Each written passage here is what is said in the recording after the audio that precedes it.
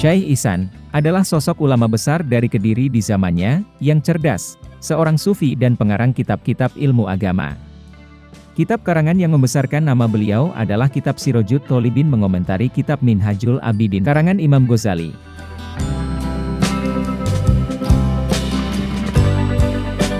Syekh Ihsan bin Dahlan Al-Jampesi Kediri, di kalangan pelajar Muslim Timur Tengah mendapat gelar Al-Ghazali As-Shogir, karena terbukti sebagai seorang ulama yang menguasai ilmu tasawuf secara mendalam.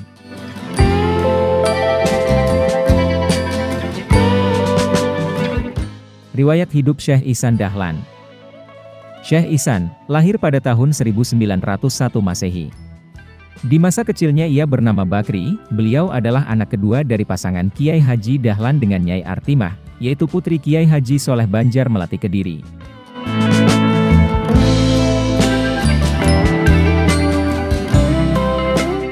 Bakri dilahirkan dan dibesarkan dalam lingkungan keluarga pesantren.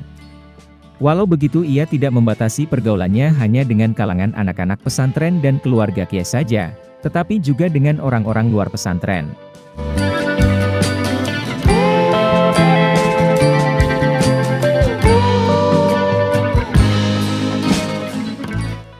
Pada masa kecil, Bakri telah mempunyai kecerdasan pikiran dan ingatan serta daya tangkap yang mengagumkan.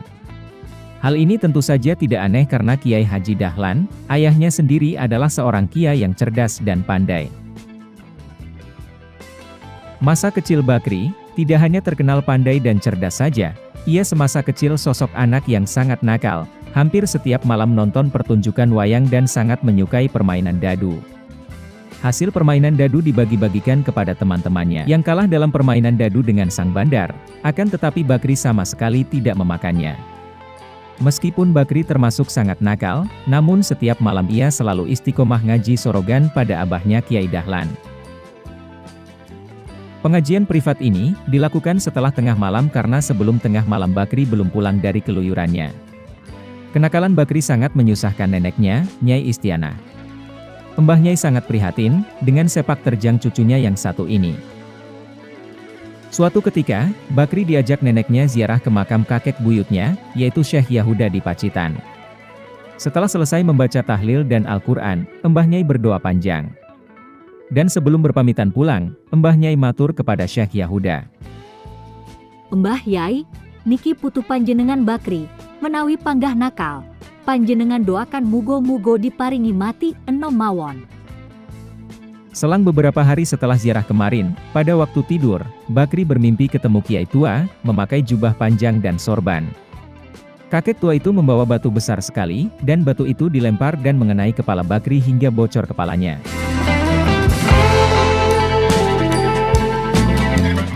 Bakri tersentak kaget dan bangun dari tidurnya. Terasa dalam benaknya, yaitu perasaan yang takut luar biasa.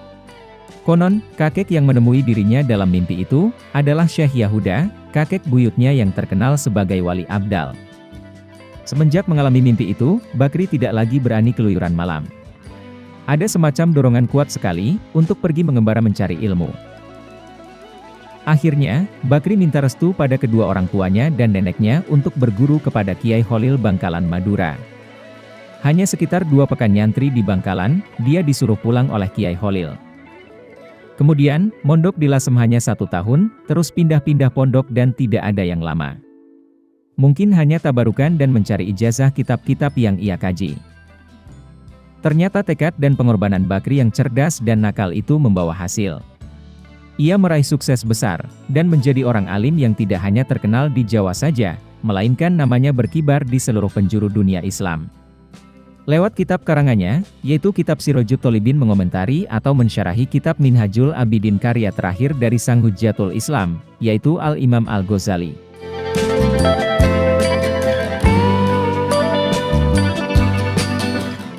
Karya-karya Syekh Ihsan. Sebenarnya, kitab-kitab karya Syekh Ihsan bin Dahlan itu banyak sekali, antara lain, kitab Irsyadul Ikhwan, menerangkan tentang hukum merokok dan minum kopi. Kemudian, syarah kitab Isyadul Ibad yang diberi judul Manahijul Imad, ada 2 jilid besar, menerangkan tentang risalah ilmu fala dan lain-lain. Untuk kitab Manahijul Imad, sampai sekarang belum diterbitkan. Pernah suatu ketika akan diterbitkan, dan terlebih dahulu sudah ditasyehkan kepada Syekh Yasin bin Isya Al-Fadani, dan baru mendapat 1 jilid, Syekh Yasin wafat. Setelah itu, nampaknya sulit menemukan ulama seperti Syekh Yasin Al-Fadani. Adapun karya yang fenomenal sampai saat ini, karya Syekh Ihsan bin Dahlan, yaitu kitab Sirajut Tholibin, yang telah dijadikan materi kuliah bidang tasawuf di Universitas Al-Azhar Mesir, dan di perguruan-perguruan tinggi lainnya. Konon katanya, ketika Syekh Ihsan masih hidup, pernah diminta Raja Farouk untuk menjadi guru besar di Mesir, namun beliau menolaknya.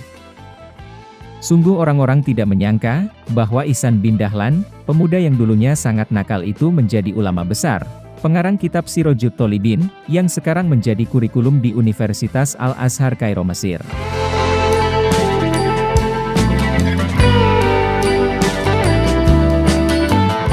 Beliau wafat pada hari Senin, jam 12, tanggal 25 Zulhijjah 1371 Hijriah, atau bertepatan dengan September 1952 Masehi.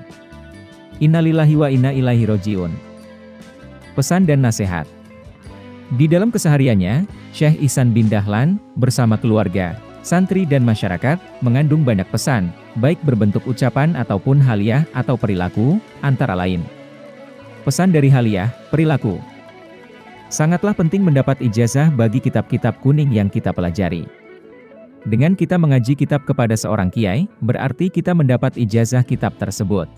Janganlah membanggakan diri karena menjadi putra seorang kiai, atau putra seorang pejabat. Akan tetapi jadilah diri sendiri. Hargailah waktu, gunakan waktu dengan sebaik mungkin, sebab waktu yang kita jalani di dunia fana ini, tidak ada apa-apanya dibanding waktu yang kelak kita jalani di akhirat nanti.